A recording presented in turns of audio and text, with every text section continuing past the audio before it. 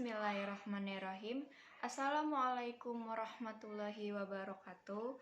Saya Feby Dwi Salsabila dari Fakultas Ekonomi, Program Studi Manajemen, kelas reguler B, akan membawakan materi tentang toharoh atau bersuci untuk memenuhi salah satu tugas mata kuliah agama yang kedua, yaitu tentang toharoh atau bersuci. Alhamdulillah, saya panjatkan puji syukur kehadirat Allah Subhanahu wa Ta'ala yang telah memberikan saya nikmat iman, nikmat Islam, nikmat sehat, dan nikmat-nikmat lainnya yang tak terhingga. Sholawat serta salam tak lupa saya curahkan pula kepada junjungan besar Nabi Muhammad SAW beserta para keluarganya, para sahabatnya, dan para umatnya sampai akhir zaman. Amin ya robbal alamin. Masuk kepada penjelasan yang akan saya jelaskan tentang toharoh ini. Pertama-tama, saya akan menjelaskan tentang pengertian daripada toharoh atau bersuci. Toharoh atau bersuci berasal dari bahasa Arab, yaitu al-toharoh, yaitu merupakan bagian dari prosesi ibadah umat Islam yang bermakna mensucikan diri dari hal-hal yang berbau najis, yang mencakupi secara lahir dan batin. Kedudukan bersuci dalam hukum Islam ini termasuk ilmu dan amalan yang penting karena di antara syarat-syarat sholat telah ditetapkan bahwa seseorang yang akan mengerjakan sholat diwajibkan suci dari hadas dan suci pula badan, pakaian, dan tempatnya dari najis. Selanjutnya, saya akan memberitahu dalil nakli yang membahas tentang toharoh atau bersuci ini.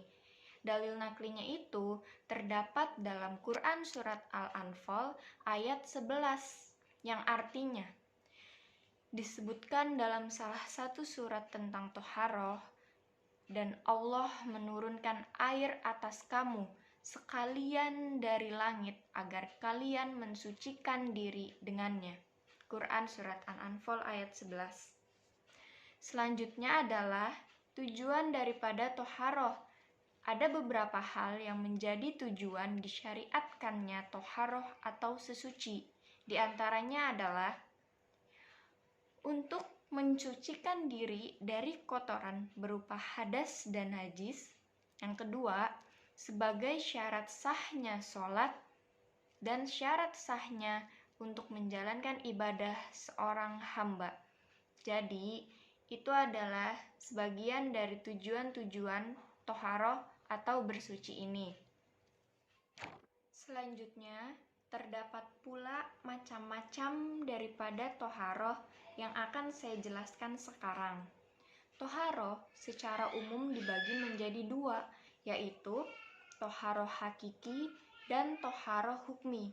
Yang pertama, saya akan menjelaskan tentang toharoh hakiki.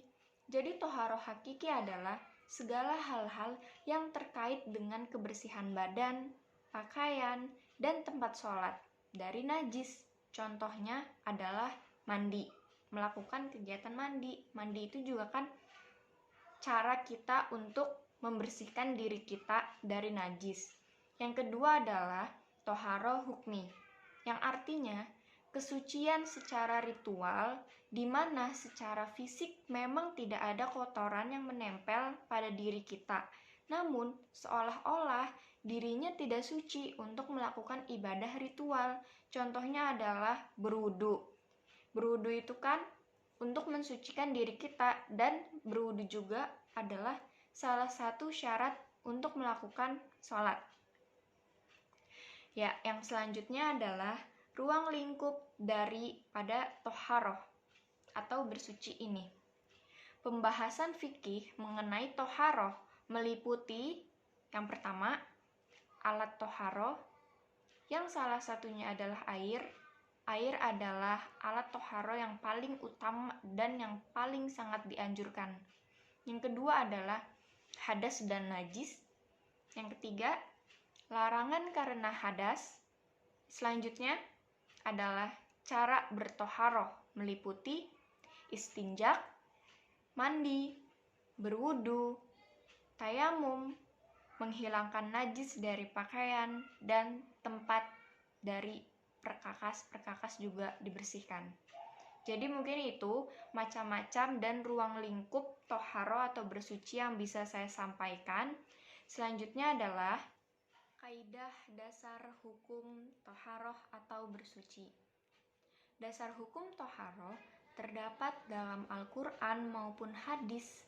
Banyak sekali penjelasan-penjelasan maupun perintah-perintah agar umat Islam senantiasa bersih dan suci.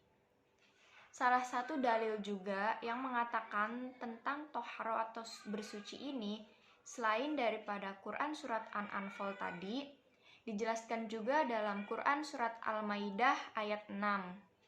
Ayat tersebut merupakan ayat yang dipandang sebagai dalil yang paling mewakili tentang toharoh ini.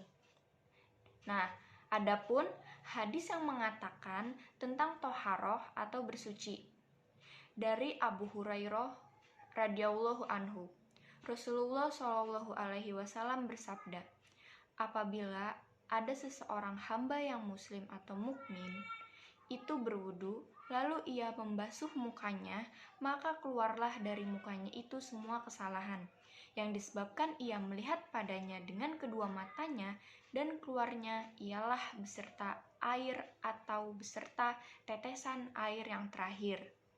Jika ia membasuh kedua tangannya, maka keluarlah dari kedua tangannya itu semua kesalahan yang dilakukan oleh kedua tangannya beserta air atau beserta tetesan air yang terakhir.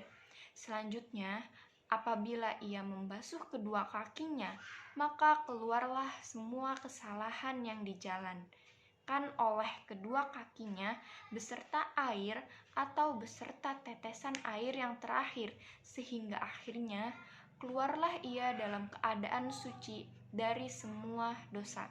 Hadis riwayat Muslim. Jadi mungkin itu adalah salah satu dari hadis yang memuat tentang dari toharoh atau bersuci ini. Baik teman-teman dan saudaraku, mungkin itu saja yang bisa saya sampaikan tentang toharoh atau bersuci ini. Mohon maaf apabila ada kesalahan kata atau kalimat yang saya ucapkan, baik yang disengaja ataupun yang tidak saya sengaja. Terima kasih atas segala perhatiannya. Terima kasih. Wassalamualaikum warahmatullahi wabarakatuh.